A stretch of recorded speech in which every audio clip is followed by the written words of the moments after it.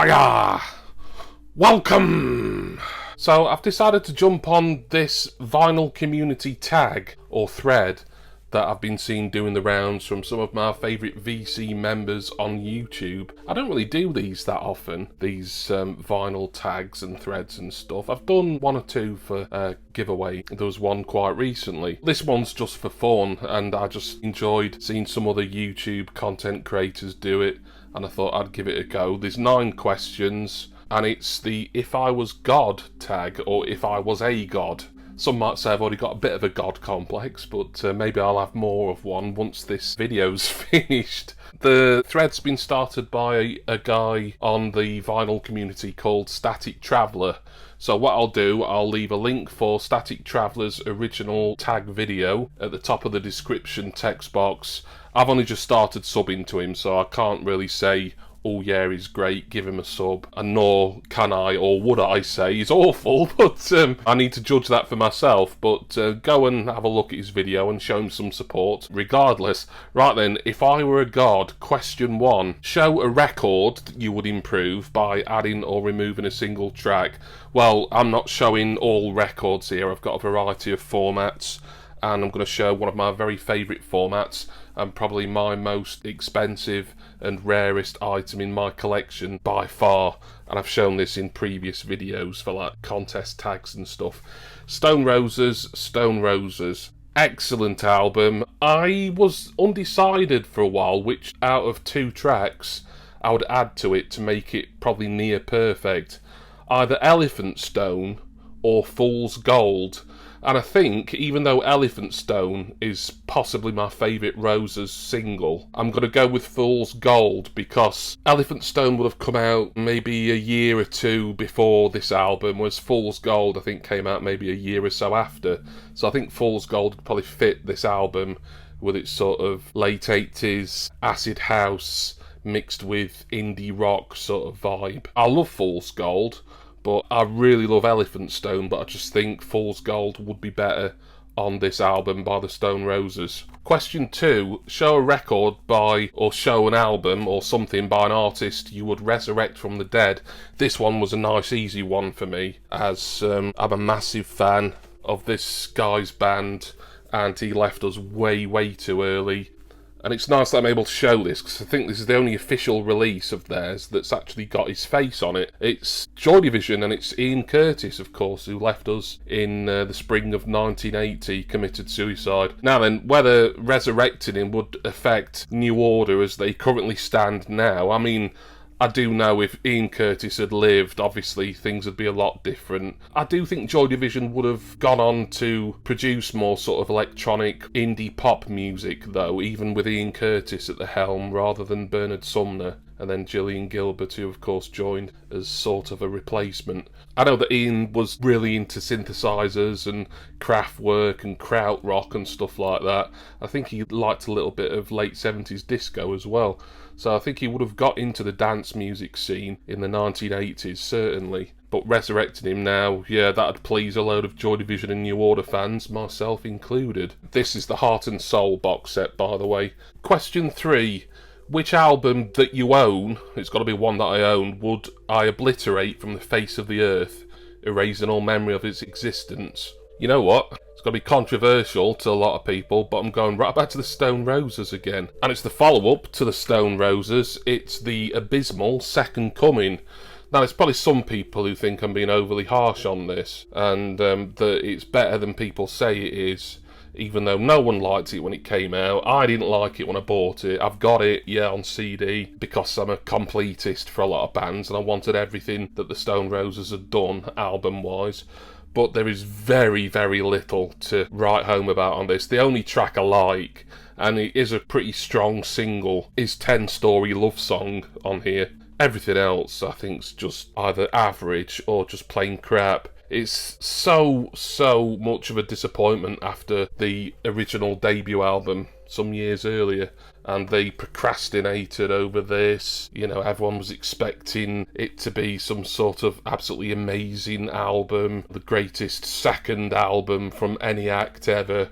Second Coming sounds like a... Yeah, I just realised that's quite an appropriate title for this God thread, isn't it? Second Coming.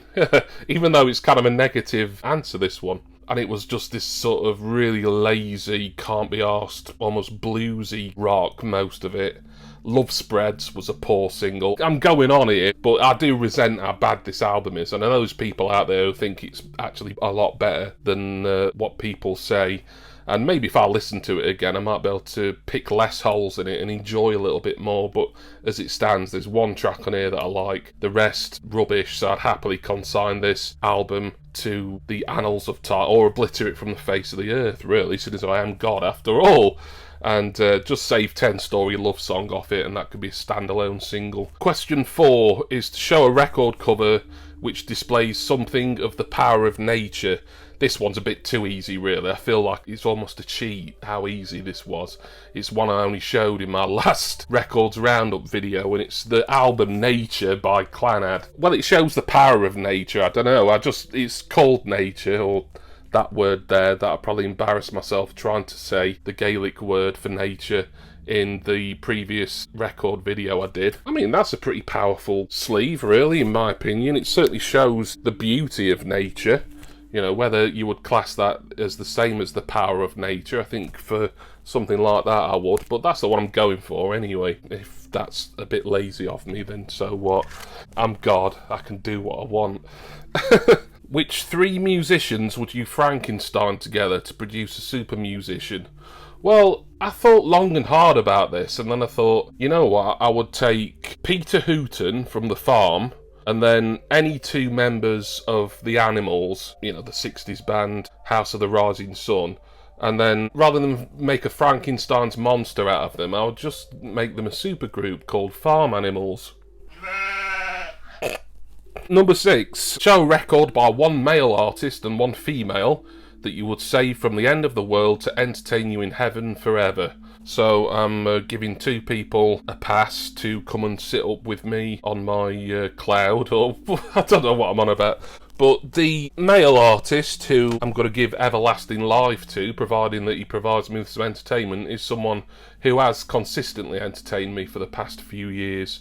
It's Picture Plane. This is his single, Trance Doll and New Mind. He'd be making great music up in heaven, and I wouldn't get bored with it because his sort of work, I could listen to it every day. The female artist is a really talented singer and a beautiful lady, and you know, it's her beauty coupled with her really nice voice that I think would really mean she was at the front of the queue when it comes to everlasting life.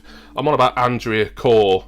This is the album from The Cause, Forgiven Not Forgotten. Sorry to Caroline and Sharon there. They are obviously really beautiful women and would deserve to come along with Andrea, but this question does say just 1 female artist. I've not got any of Andrea Corr's solo stuff, actually. That might be something I need to rectify. And I know Sharon's done some as well. Not sure about Caroline. And Jim Corr, he's probably just reading up about UFOs and stuff like that, as usual. Show a record which depicts 1 or more of the 7 deadly sins. And for those of you who need a reminder, because you're always committing them but you can't remember what they are, it's lust, gluttony, greed, sloth, anger, envy, and pride. Well, I mean, I'm familiar with all of those, but as far as albums go, there's nothing more lusty, in my opinion, than another fairly recent addition to my collection, Erotica by Madonna. Now, I suppose it means the sleeve has got to depict the sin of lust. I mean, that's a fairly lusty photograph. It's rather close up, so I suppose Madonna, she could be blowing out the candles on a birthday cake, or just in the middle of a really satisfying poo. But because the album's called Erotica, and most of the tracks on it are about sex, let's just assume that she's feeling very lusty there, and certainly the back of it.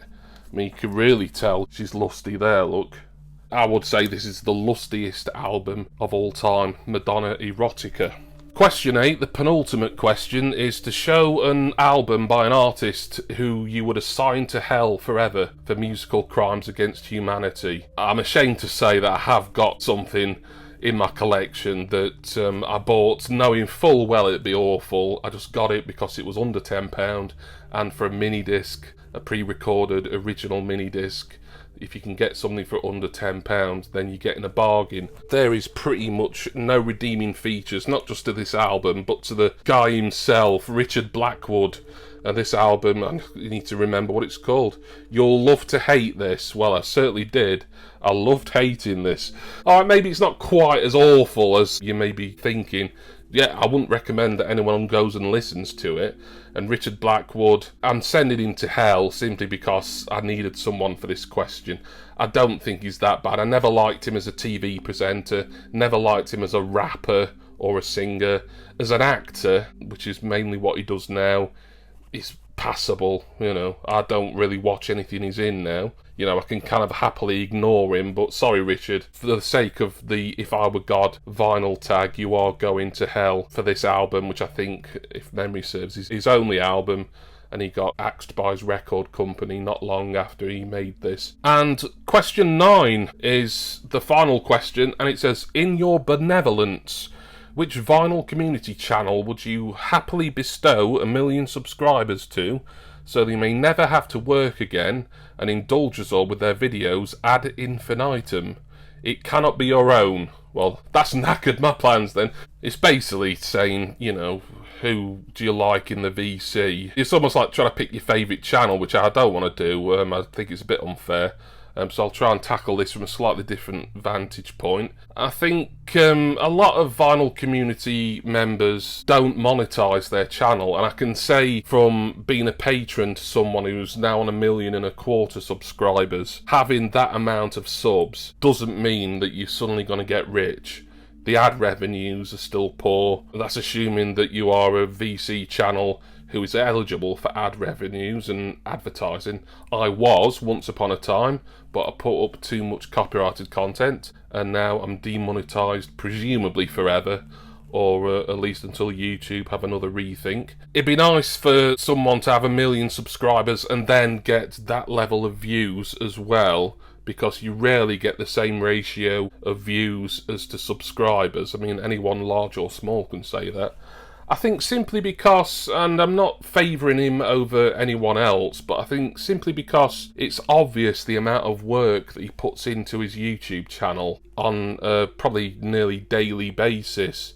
I would give them 1 million subscribers and then hopefully the opportunity to make some money, and, you know, maybe if it wouldn't make him rich, then at least, you know, be a nice little bonus and let him have a comfortable life while he's making these videos, would be TKR Video Central, the Kirkham Report, who I'll leave a link for him in the description text box, although I think that anyone who watches this in the VC is going to know who TC is because of his recent fantastic giveaway where he pushed to 200 subscribers with his Obscuria and ended up at nearly 500. So go on, get him to 500 now, because he wants to be able to use the community tab. That's all he wants. He don't want 1 million subs, he wants 500. And then he's happy. He's going to call it. No, he's not. He just does a lot of stuff. He does his weekly charts, which I really enjoy, because I just like chart rankings and lists and stuff like that. He does his daily Obscuria, although a lot of those tracks he plays I don't find particularly obscure, but maybe that's because I've listened to a lot of music in my life. And of course his Saturday weekly Kirkham Report is just a really nice kind of, I think it was Richard McCook who described it once as a magazine show, and I think that's a good description for it. It's kind of like the One Show, but A, good and not shit, and B, for music. And even though TC is an American and their tastes can differ from people over here, I like him because he does like a lot of pop music. I like a lot of pop music too, but I like a lot of dance music and sort of more obscure electronic music as well, whereas TC of the Kirkham Report is properly all in on your sort of 70s, 80s, 90s pop music. But there we are, that was the vinyl community tag If I Were a God. I'm sure you would agree that me being your supreme creator and ruler over every single living creature on this planet, that you would all have a jolly good time with me at the helm. But thank you all for watching. Hope you enjoyed this. As I say, link to Static Traveller and to TKR Video Central are in the description. Special thanks go, as always, to my wonderful subscribers and generous patrons. My Patreon link, Facebook group link, and one for contents insurance, they're all further down in the description text box. I'm going to go now, and I think, being that I am a deity, if you will, that I deserve to sit down and listen to one of these albums that I've dug out for this vinyl tag. But it's probably not going to be Richard Blackwood, because he's going straight to hell, or at least back in my mini disc rack. And I do hope that all of you will join me again next time for my next vinyl community thread video. Cheers, everyone. See ya!